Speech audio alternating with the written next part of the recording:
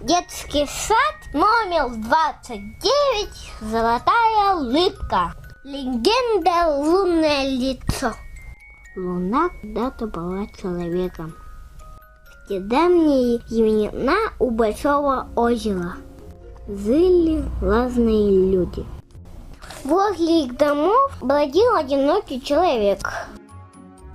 Те, у кого и свои животы были пусты, закрывали перед ним дверь, а имеющие много еды кормили его вдоволь. У сытого всегда на душе светло. Наевшим человек уходил подальше, глядел на людей и широко улыбался от радости. Однажды он зашел к жадной женщине и робко попросил покормить его. Женщина ответила: «Я еще не воела еду». Думала она, что он уйдет, а человек сел ждать, когда пища сварится. Тогда хитрая женщина поставила котелок с мясом на такой медленный огонь, что мясо, сколько бы времени ни прошло, все оставалось сырым. Человек ждал, худел, не вытерпев, ушел.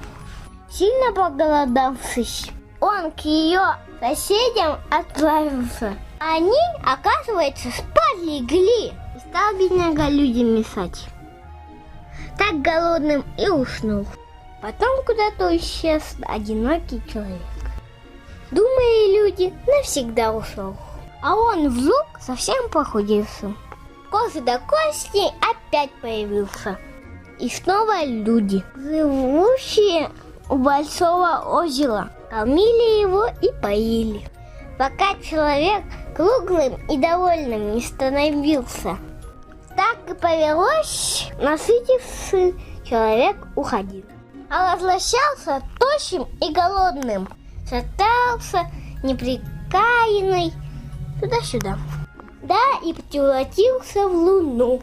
С тех пор ходит он вокруг земли так же, как прежде вокруг большого озера бродил.